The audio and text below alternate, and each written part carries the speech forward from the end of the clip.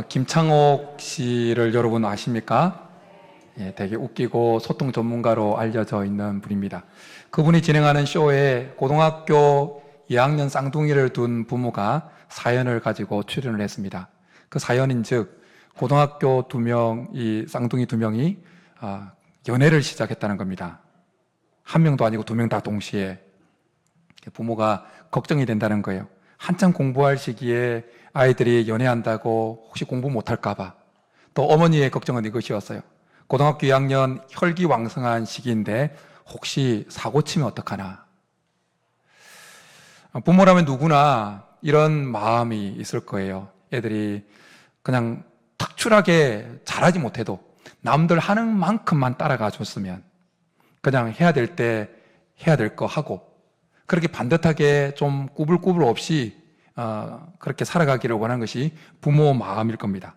그런데 정말 우리의 인생에 남들보다 뒤처진 시간이나 공부 외에 선택한 딴짓이 정말 쓸모없는 시간이고 쓸모없는 경험일까요?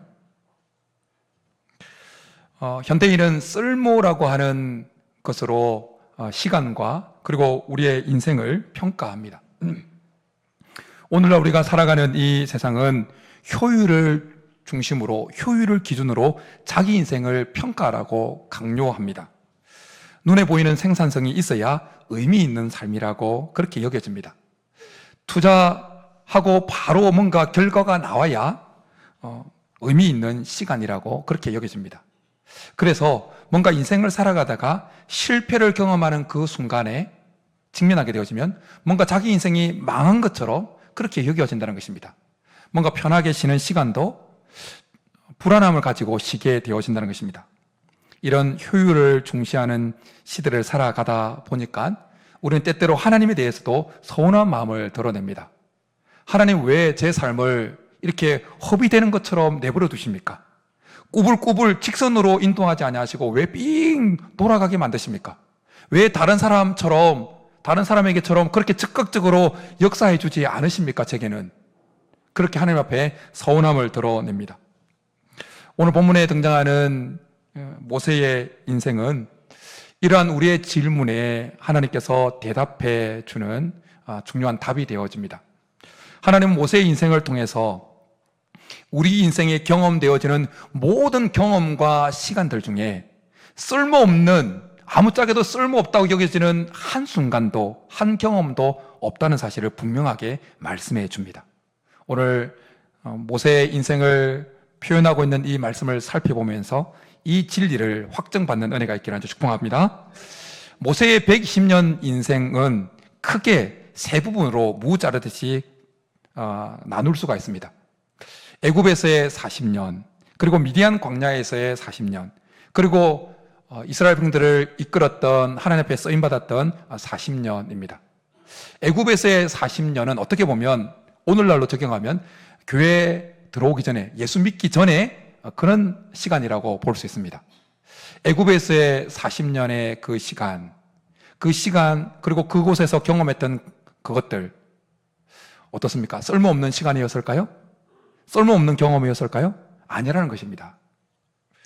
우리는 흔히 세상에서의 시간과 교회 안에서의 시간을 엄격하게 구분하는 경향이 있습니다. 뭔가 교회에서 드린 시간은 귀하고 가치가 있지만 우리의 삶에 치열하게 살아내는 데 보냈던 그 시간, 그것은 뭔가 우리의 신앙과는 별개의 것이고 별개의 경험처럼 여긴다는 것입니다. 그래서 때때로 세상적인 경력과 경험들을 회고하면서 내가 왜 그런 일을 한다고 내 인생을 허비했을까? 그런 경험들이 내 신앙에 무슨 연관이 있는가라고 회의감을 드러낼 때가 있습니다. 그러나 오늘 본문 22절에 모세의 인생을 하나님께서 이렇게 묘사합니다. 모세가 애굽 사람의 모든 지혜를 배워 그의 말과 하는 일들이 능하더라. 하나님은 모세가 애굽 그 왕궁에서 보냈던 40년의 시간과 그리고 애굽 땅에서 경험했던 그 모든 경험들을 쓸모없게 그렇게 폐기 처분하지 않으십니다. 모세가 애굽궁에서 배웠던 애굽의 언어, 애굽의 문화, 애굽의 철학, 그리고 행정 여러 가지 조직들, 그 업무를 처리하는 민감함, 그런 것들은 어떻게 보면 세상적인 공부, 세상적인 지식입니다. 그런데 하나님이 그건 세상적인 것이야 하고 깡그리 아무것도 아닌 것처럼 다 폐기 처분시켰느냐? 그게 아니라는 것입니다. 하나님은 그 모든 것, 모세가 애굽에 40년을 보내면서 경험했던 그 모든 경험과 시간들을 하나도 빠짐없이 오롯이 하나님의 역사를 위해서, 나라를 위해서 사용하는 것을 보게 되어집니다. 모세가 수백만을 이끄는 지도자가 되어졌을 때 그가 애굽 땅에서 배웠던 그 행정 능력, 조직을 통솔하는 그 능력을 10분 발휘하게 되어집니다.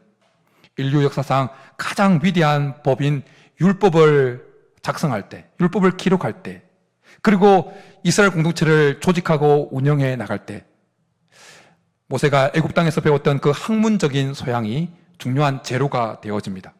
심지어 광야에서 그렇게 만들었던 성막도 하늘에서 갑자기 뚝 떨어지는 것이 아니었습니다. 그 당시에 애굽의 건축 기술이 얼마나 발달했습니까? 피라미드며 그런 것들 말입니다.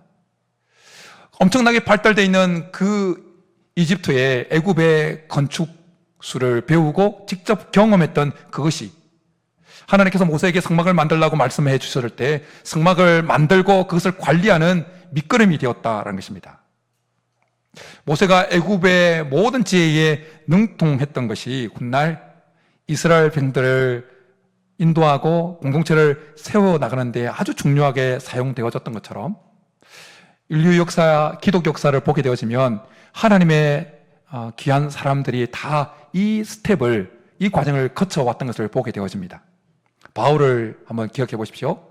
그가 예수님을 만나기 전에 그는 그 당시에 아주 유명한 학자 중에 한 명이었던 가마리엘 밑에서 아주 탁월하게 율법을 배웁니다. 그리고 로마 시민권자로서 그 헬라 문화와 철학에 아주 심도 있게 공부를 했습니다. 예수 만나기 전에 그가 가지고 있는 지식은 그리스도인들을 아주 박해하는 날카로운 칼날과도 같았습니다. 그러나 하나님을 만나고 난 이후에 바울이 가졌던 그 철학적인 깊이, 논리력은 예수님 이후에 기독교의 그 신학을 정립하는 아주 중요한 밑거름과 토대가 되었다는 것입니다. 바울이 아테네 아레오파고에서 그 에피쿠르스 학파라든지 그 철학자들과 논쟁하면서 복음을 전할 수 있었던 이유는 그가 예수님을 만나기 전에 그 치열하게 보냈던 그 학문의 시간이 있었기 때문이었다는 것입니다. 2000년 기독교사에서 천년에 한 번 나올까 말까 하는 인물로 평가받는 성 어거스틴의 인생도 마찬가지입니다. 그가 회심하기 전에 그는 수사학에 심취했었고 그리고 신플라톤주의와 만이교에 푹 빠져 있었습니다. 하지만 그가 회심하고 난 이후에 그가 그렇게 회심하기 전에 배웠던 그 대단한 문장력과 수사학과 그리고 이교 철학에 대한 이해는 그 당시에 밀려오는 온갖 기독교에 대한 도전에 대해서 기독교를 변증하는 데 귀하게 쓰임받게 되어집니다. 고백록과 그리고 신의 도성이라고 하는 책을 써서 기독교가 참 종교라는 사실을 하나님이 참 하나님 것을 그렇게 선언하게 되어집니다. 이러한 하나님의 일하심은 오늘날 우리 곁에도 생생하게 일어나고 있습니다. 최근 몇 년 사이에 젊은이들에게 아주 영향력을 많이 미치는 찬양팀이 하나 있습니다. 예람 50이라고 하는 찬양팀입니다. 그런데 그 예람 50이라고 하는 찬양팀을 이끄는 목사님의 이력이 좀 독특합니다. 과거 나이트클럽에서 DJ를 했다는 겁니다. 삑삑삑삑 뭐 이렇게 하는 거예요. 세상의 시선으로 보면 조금 감추고 싶은 인생의 흑역사이지 않습니까?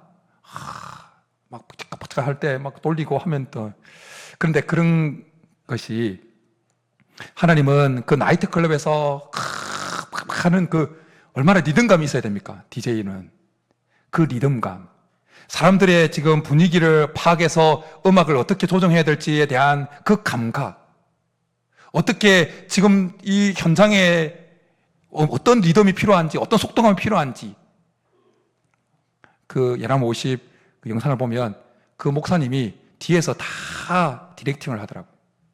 지금 또 세게 들어가라 말하고, 그건 다 나이트클럽에서 DJ 하면서 배웠던 거예요. 삑삑삑 하는 거예요.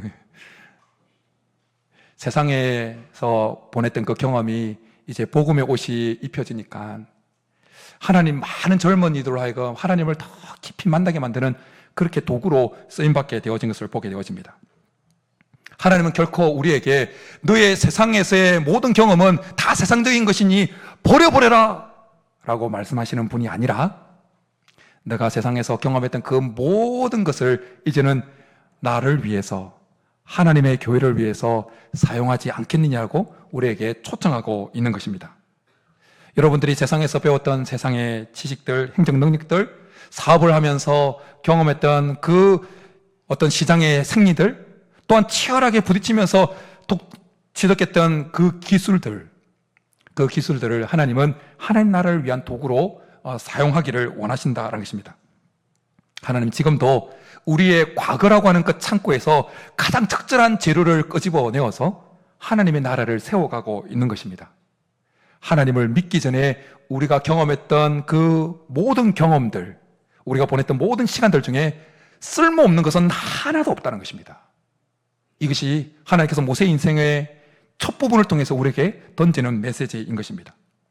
모세의 인생 스토리를 통해서 하나님은 우리의 인생에서 경험하는 광야의 시간들, 그 겨울 같은 그 경험들까지도 다 쓸모가 있다는 사실을 우리에게 말씀해 주고 있습니다. 모세 인생의 가장 어두운 구간이었던 미디안 광야 40년 기간을 한번 깊이 들어가 보겠습니다. 모세가 미디안 광야로 도망쳤을 때 그의 몸만 광야로 옮겨진 것이 아니었습니다.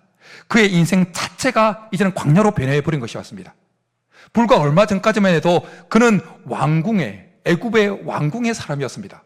모든 사람이 주목하고 부러워할 만한 자리에 있었던 사람이었습니다. 모든 사람의 기대를 받는 인물이었습니다. 사람들이 인정하고 알아주는 사람이었습니다. 그런데 한순간 그 모든 것이 무너져 버렸습니다. 살인자가 되었습니다. 도망자가 되었습니다. 이제는 아무도 알아주지 않는 사람이 되었습니다. 광야에서의 양을 치는 목동이 되었습니다. 오늘 우리가 읽은 본문 사도행전 7장에 보면 모세가 미디안 광야에서 보냈던 그 40년 세월을 아주 짧게 그냥 마치 아무것도 아니었던 것처럼 짧게 기록하고 넘어가 버립니다. 그러나 우리가 우리의 상상력을 약간 동원해서 모세가 이 미디안 광야에서 40년 보냈던 그 시기를 한번 떠올려 보십시오. 모세의 마음이 어땠을까요? 내 인생이 이렇게 끝나는 건가? 내가 뭘 잘못했는데 내 인생이 이렇게 나락으로 떨어졌는가? 내 인생은 실패인가? 이런 마음이 밀려왔을 겁니다.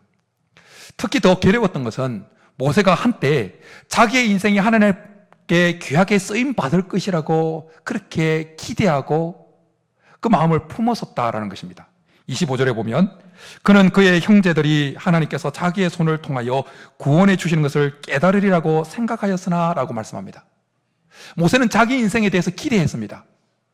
하나님께서 애굽 왕궁에서 40년을 이렇게 애굽의 지혜에 능통하게 하셨던 이유는 다 이유가 있었겠지? 기대를 했습니다. 하나님이 이렇게 준비시켜줬으니 나를 사용하시겠지? 그런데 현실은 정반대가 되어집니다. 사람들은 모세를 거절합니다. 누가 너를 관리와 재판장으로 우리 위에 세웠느냐라고 반박합니다. 이 말은 모세의 존재 자체를 부정하는 말이었습니다. 우리도 이렇지 않습니까? 우리가 인생을 살아가면서 실패를 경험할 때 우리의 마음을 정말 힘들게 하는 것은 그 실패한 상황이 아닙니다. 오히려 그 실패한 상황에서 밀려오는 나의 존재가 부정당한 것 같은 느낌이에요. 열심히 준비해서 달려갔는데 그냥 아무것도 아닌 것처럼 일이 흐지부지 되어져 버릴 때, 열심히 기도했는데 응답이 없을 때, 미래가 보이지 않을 때, 열심히 애써서 쌓았는데 그 관계가 깨어져 버릴 때 우리는 쉽지 않은 시간들을 보내게 되어집니다. 왜 이것밖에 안 되는가? 자기 스스로에 대한 확신이 무너지는 것입니다. 광야는 먹을 것이 없는 장소가 아니라 자신에 대한 확신이 무너지는 장소인 것입니다. 미디안 광야에서의 모세를 잘 생각해 보십시오. 매일 양을 데리고 같은 길을 걸었을 것입니다. 매일 같은 모래바람, 같은 태양, 어제나 오늘이나 내일도 똑같이 변함이 없는 그렇게 길을 걸으면서 모세 마음에 어떤 마음이 밀려왔겠습니까? 내가 이곳에서 보내는 모든 시간과 모든 경험들은 아무짝에도 쓸모없는 것이구나. 자기에게 밀려오는 이 체념과 싸워야 했을 겁니다.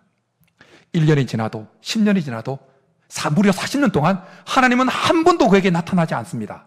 한 번도 그에게 어떤 비전도 제시하지 않습니다. 내 인생은 여기서 이렇게 끝나는 것인가? 체념과 싸워야 되는 힘든 시간들이었습니다. 근데 바로 그 순간에, 완전히 비워진 그 순간에 성경은 40년이 참회라고 오늘 본문은 말씀해 주고 있습니다. 나는 아무것도 아니라고 여기는 순간, 나는 노바디다, 나는 아무짝에도 쓸모없다, 아무것도 아닌 사람이라고 그렇게 여기는 그 순간에 하나님은 가시 떨기 나무 가운데 불꽃 가운데서 그에게 찾아오셔서 너는 썸바디야, 너는 중요한 사람이야, 너는 하나님의 사람이야, 이렇게 그를 부르시는 것을 보게 되어집니다. 물론 그렇다고 광야가 힘들지 않다는 말이 아닙니다. 광야는 여전히 답답하고 어렵고 숨이 막힐 것 같은 곳입니다. 믿음이 있는 사람에게도 여전히 광야는 힘듭니다. 모세에게도 힘들었고 우리에게도 광야는 힘든 곳입니다. 그러나 하나님은 우리가 광야가 아프지 않다고 그렇게 우리의 아픔에 대해서 무관심하면서 그냥 단순히 광야는 의미 있으라고 말씀하시는 분이 아니라는 것입니다. 하나님은 우리가 보내는 그 광야를 여전히 우리와 동행하고 있는 것입니다. 사람들은 그 위대한 광야로 갔던 모세를 잊었지만 하나님은 한순간도 모세를 잊지 않으셨습니다. 광야는 하나님께서 모세를 버린 곳이 아니라 모세를 빚어 가시는 장소였습니다. 애굽에서의 모세는 자신감 충만했던 사람이었습니다. 그런데 광야에서의 모세는 자기 한계를 뚜렷하게 직시하고 있었던 사람이었습니다. 애굽에서의 모세는 자기 힘으로 이스라엘을 구원할 수 있다고 생각했던 사람이었습니다. 그런데 광야에서의 모세는 하나님 없이는 제가 아무것도 할 수 없는 존재입니다 라고 고백할 수밖에 없는 사람이었습니다. 그런 모세를 이제 하나님은 사용하십니다. 광야에서 보냈던 그 시간과 경험들 중에 쓸모없는 것은 하나도 없었다는 것입니다. 모세 인생에 꼭 필요했던 것이라는 것입니다. 여기서 우리는 우리의 바람과 우리의 본성을 정직하게 직면해 보아야 합니다. 사실 우리는 우리의 인생에 낮과 같은 시간만 있기를 원합니다. 어두움이 없는 그런 날만 우리에게 있기를 원합니다. 모든 것이 잘 되고 자녀들은 하는 일마다 뭔가 공부도 잘하고 대학도 잘 들어가고 직장도 때가 되면 결혼도 하고 아기도 낳고 뭔가 계획하는 것마다 잘 흘러가기를 우리는 원합니다. 그러나 하나님께서 창조하신 이 세계에는 낮만 있는 것이 아니라 밤도 있다는 것입니다. 밤도 하나님이 창조하셨다는 것입니다. 낮이 활동의 시간이라면 밤은 회복의 시간인 것입니다. 낮에 자란 줄기는 밤에 숨을 고릅니다. 낮에 받아들인 그 빛은 밤의 고요함 속에서 그 식물의 생명으로 바뀌게 되어집니다. 식물에게만 그렇게 일어나는 것이 아닙니다. 우리 몸에도 동일하게 일어납니다. 최근에 우리 몸에서 나오는 호르몬에 대해서 아주 연구가 활발히 진행되어지고 그 연구되어진 것이 유튜브를 통해서 많이 회자되고 있습니다. 우리가 밤이 되어서 이렇게 이제 어둠해지게 되어지면 우리 몸에 여러 가지 호르몬이 나온다는 거예요. 근데 그 호르몬들 중에 아주 중요한 호르몬이 하나 있는데 멜라토닌이라고 하는 호르몬입니다. 이 멜라토닌이라고 하는 호르몬은 우리 뇌의 아주 깊숙한 곳에 위치한 송과체라는 곳에서 나오는데 우리 몸의 생체 시기를 잘 조절해서 잠들게 만드는 호르몬이라는 거예요. 그런데 이 멜라토닌은 눈 망막에 빛이 전혀 들어오지 않는 그 순간부터 나오기 시작한다는 거예요. 반대로 눈 망막에 빛이 조금이라도 이렇게 비춰지면 이 멜라토닌이 나오는 것이 억제되어진다는 거예요. 특별히 핸드폰에서 나오는 이 블루라이트, 이것은 우리 뇌에 착각을 일으켜서 낮이기 때문에 멜라토닌이 나가면 안 돼, 착각하게 만든다는 거예요. 그래서 자기 전에 이 핸드폰 보지 말라고 하는 이유가 거기 있다는 거예요. 그런데 이 멜라토닌이라고 하는 이 호르몬은 단순히 우리로 하여금 잠들게 만드는 효능만 발휘하는 호르몬이 아니라는 거예요. 이 멜라토닌이라고 하는 호르몬은 잠든 사이에 우리 몸을 늙게 만드는 이 활성산소를 제거하는 황산화 작용을 한다는 겁니다. 그리고 이 면역체계를 더 강하게 만들고 우리의 세포를 재생시킨다는 거예요. 그래서 혹시 옆 사람 한번 보십시오. 얼굴이 떠 있다. 어제 잠 못 잔 사람이. 화장이 잘 먹었다. 푹 잔 거예요. 왜? 멜라토닌이 듬뿍듬뿍 나와서 피부를 재생시킨 거예요. 우리의 인생도 마찬가지입니다.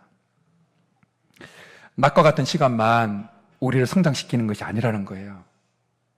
밤과 같은 시간은 우리를 더 깊게 만들고 회복하는 시간인 것입니다.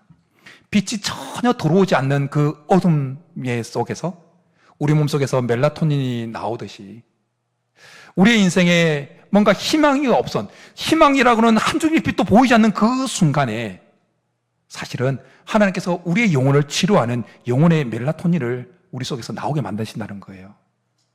우리의 인생이 어둠에 꽉 잠겨있는 그 순간은 인생이 멈추고 실패한 시간이 아니라 하나님께서 우리 속에 영적 멜라토닌을 계속 나오게 생성시키게 해서 우리를 깊이 치료하고 있는 시간이다라는 것입니다. 아이들이 걸음마를 배울 때 하루에 평균 100회 이상 넘어지고 수천 보를 걷는다는 거예요.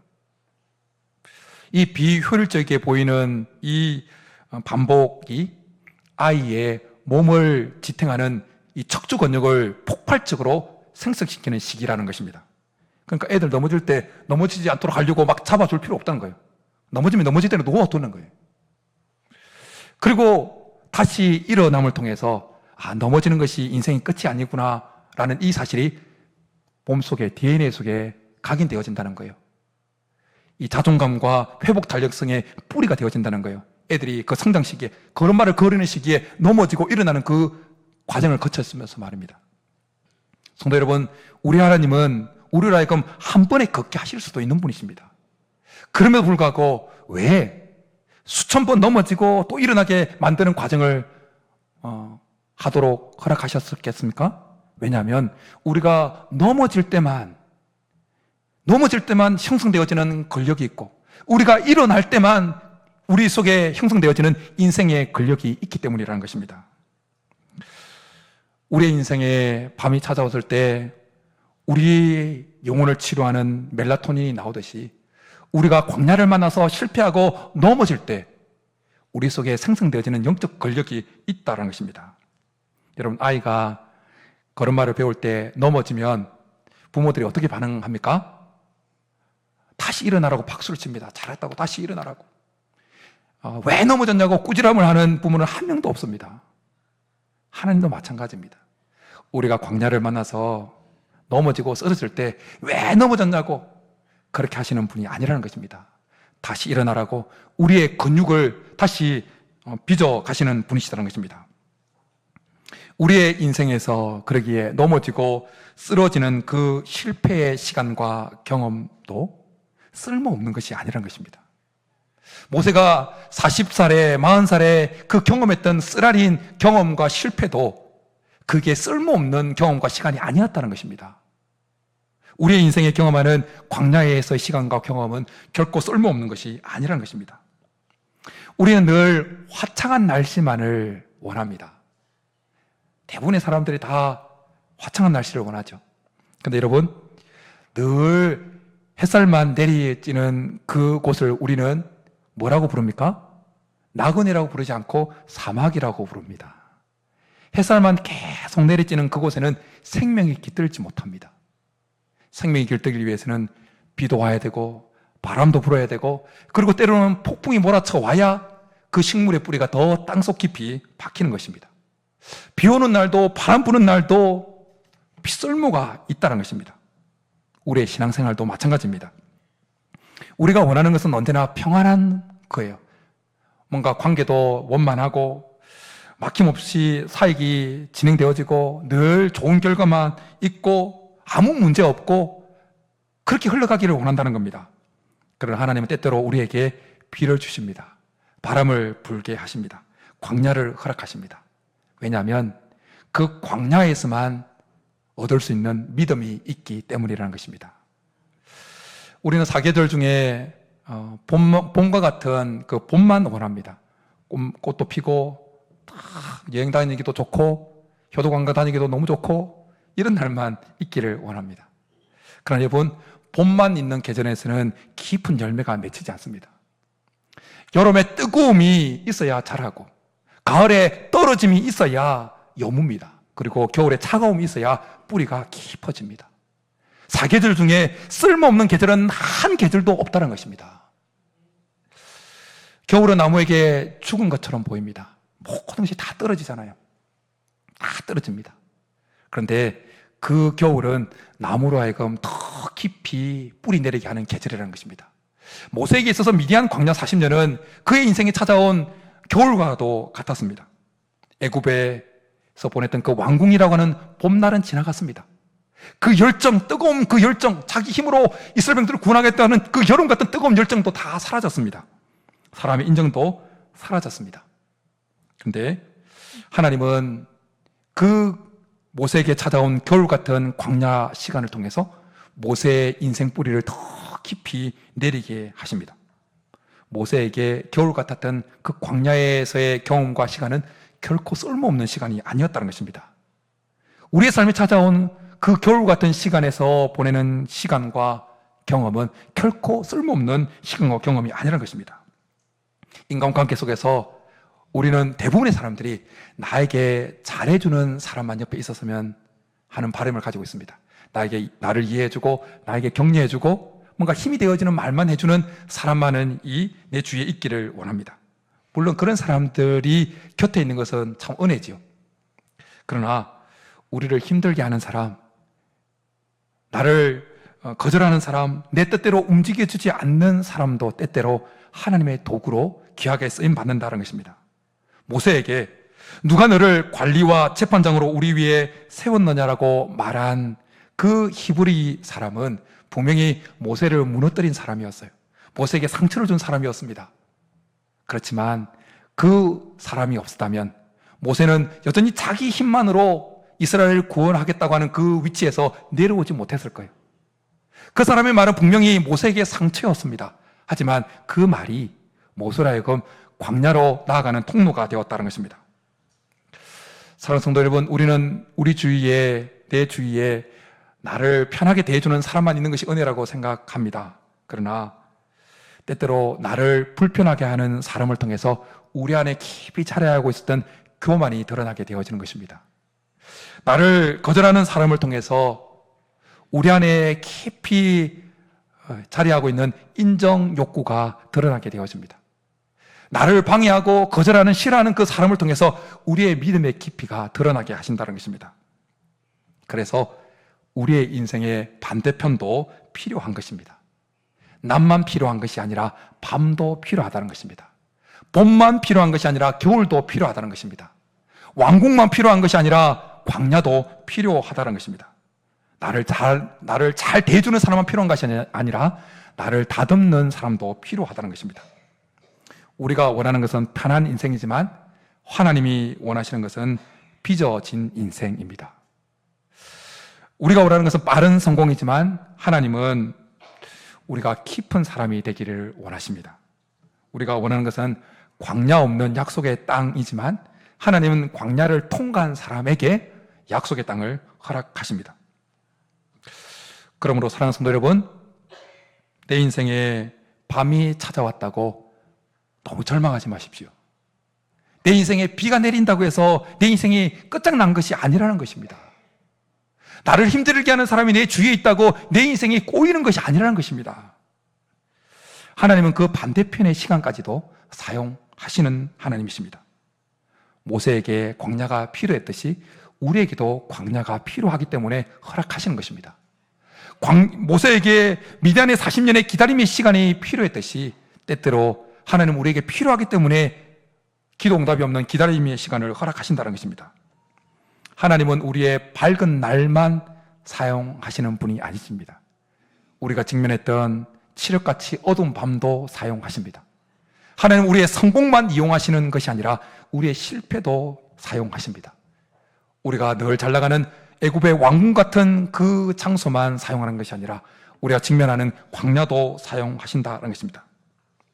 하나님은 우리가 직면하는 그 광야를 통해서 우리가 상상하지 못했던 그 모습으로 우리를 빚어가실 줄 믿습니다. 결국 우리의 인생에 쓸모없는 것은 하나도 없다는 것입니다. 그것이 예수 믿기 전에 것이었던, 예수 믿고 난 이후의 것이든, 형통할 때의 것이든, 형통하지 못하고 어두운 밤을 보내는 때의 것이든, 우리 인생에 쓸모없는 것은 하나도 없다는 것입니다. 아주 오래전 2001년 일본 TV에서 방영됐던 그 일본 공익 광고 이야기를 하고 설교를 마치고자 합니다. 한 아이가 매일같이 스케치북에 검정색 그 크레파스로 계속 칠합니다. 한 장, 두 장, 세 장, 네 장, 계속 수백 장을 칠합니다.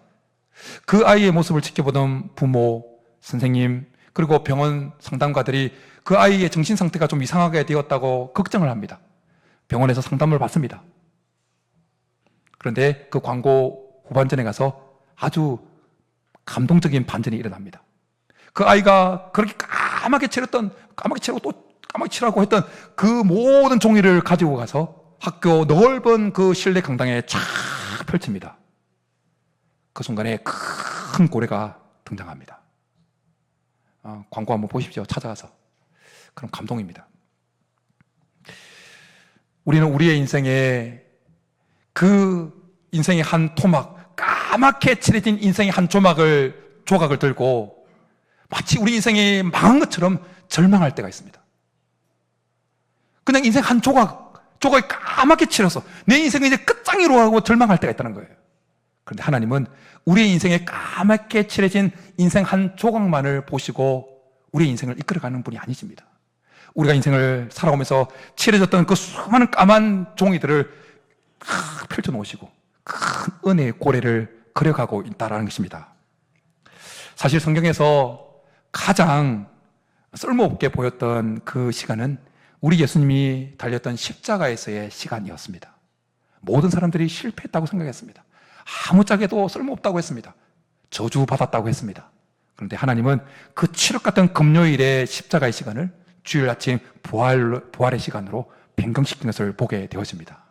하나님은 그 십자가의 시간도 결코 낭비하지 않으셨습니다.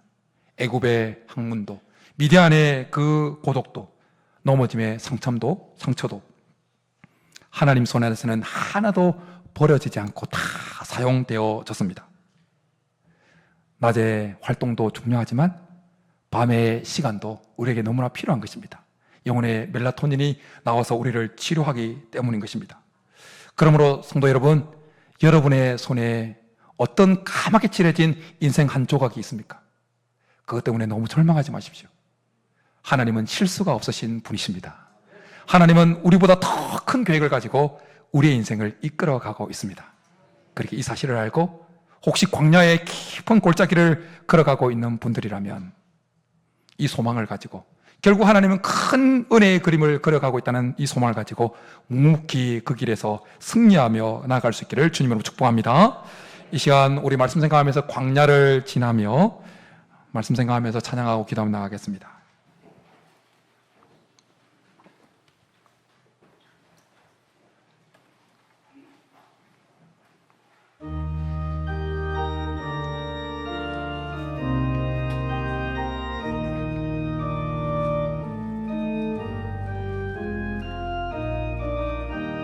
왜 나를 깊은 어둠 속에 홀로 두시는지, 어두운 밤이 왜 그리 길었는지, 나를 고독하게, 나를 낮아지게 세상 될 곳이 없게 하셨네.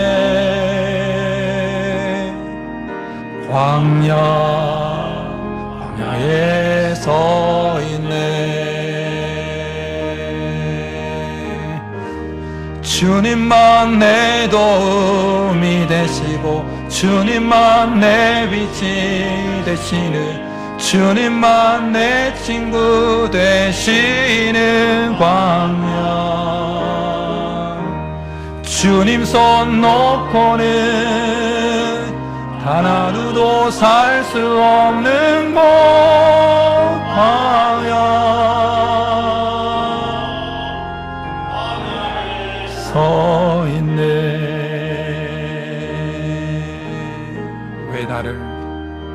왜 나를 깊은 어둠 속에 홀로 두시는지.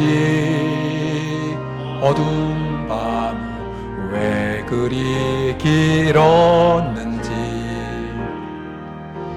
나를 고독하게 나를 낮아지게 세상 어디도 기댈 곳이 없게 하셨네.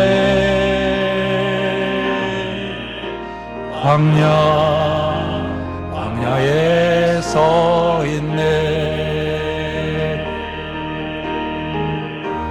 주님만 내 도움이 되시고 주님만 내 빛이 되시니 주님만 내 친구 되시는 광야. 주님 손 놓고는 단 하루도 살 수 없는 곳 광야.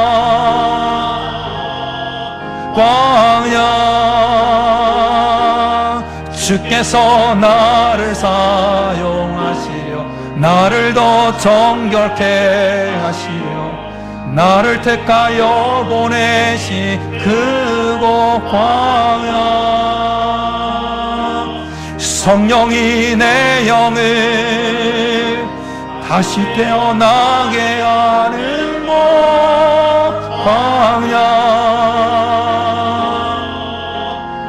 광야에 서 있네. 내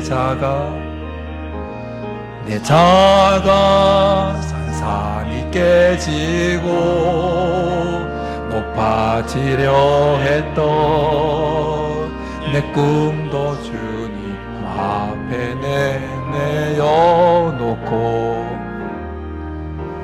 오직 주님 뜻만 이루어지기를 하루 종일 주님만 뜻하시기를.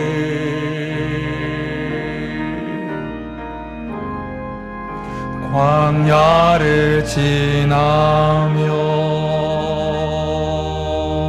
이 시간 우리 말씀 생각하면서 같이 기도하며 나가겠습니다. 우리의 인생에 쓸모없는 시간과 경험들은 하나도 없다는 사실을 모세의 인생을 통해서 하나님은 우리에게 한 번 더 일깨워 주시는데, 까맣게 칠해진 우리 인생의 한 조각을 붙들고 혹시 절망하고 있지는 않습니까? 그것 또한 지나가고 또한 그 또한 하나님의 큰 그림의 한 부분으로 퍼즐로 사용되어져서 결국 하나님께서 우리를 아름답게 인도해 가실 것, 빚어 가실 것을 기대하면서 하나님 이겨나가게 하시고 아무것도 쓸모없는 것이 없다는 사실을 알고 믿음의 길로 이 광야 같은 이 길을 뚜벅뚜벅 승리하며 걸어가게 도와달라고 이 시간 우리 주여 부르고 기도하며 나가겠습니다. 주여, 살아계신 하나님 아버지, 때때로 우리의 삶에 까맣게 칠해진 인생의 시기들을 붙들고 절망하고 좌절하고 인생 끝난 것이냐 그렇게 낭망할 때가 있습니다. 그러나 하나님 이 시간 모세의 인생을 통해서 애굽에서의 그 경험과 시간도 미디안 광야에서의 시간과 그 경험도 쓸모없는 것이 하나도 없었다는 사실을 한 번 더 일깨워 주셔서 주님 우리 인생에 찾아온 어두움 칠흑 같은 밤 하나님 그것 때문에 울고 절망하고 낭망하지 않게 도와주시고 여전히 하나님은 역사하고 계시며 우리의 삶을 이끌어가고 있다는 사실을 알고 하나님 때문에 하나님 바라보고 소망을 가지고 이 광야의 길을 묵묵히 걸어가고 승리할 수 있게 도와주시옵소서. 하나님, 어려움에 처해 있는 성도들이 있습니다. 숨이 턱턱 막히는 광야의 길을 걸어가고 있는 성도들이 있습니다. 하나님, 위로하여 주시고 내가 여전히 너를 붙들고 있노라, 내가 여전히 너를 인도하고 있노라 말씀해 주시면서 하나님, 낭망하지 않냐고 일어나 다시 걸어갈 수 있게 힘을 더하여 주시옵소서. 역사하여 주옵소서. 하나님 아버지, 감사합니다. 모세의 인생을 통해서 우리의 인생에 있었던 그 경험과 시간들 가운데 쓸모없는 것은 하나도 없다는 사실을 한 번 더 우리에게 새겨주시니 감사합니다. 우리 성도들 가운데 칠흑같이 어두운 밤, 겨울 같은 광야의 시간을 보내고 있는 성도들이 있습니다. 하나님, 까맣게 칠해진 인생의 한순간을 붙들고 좌절하거나 낭망하지 않게 하시고 결국 하나님께서 큰 그림을 그려가고 있다는 이 소망을 붙들고 이 광야의 시간을 잘 이겨나갈 수 있도록 도와주옵소서. 그렇게 해주시기를 간절히 바라고 나오며 예수님의 이름으로 축복하며 기도드립니다. 아멘. 이 시간 다 잘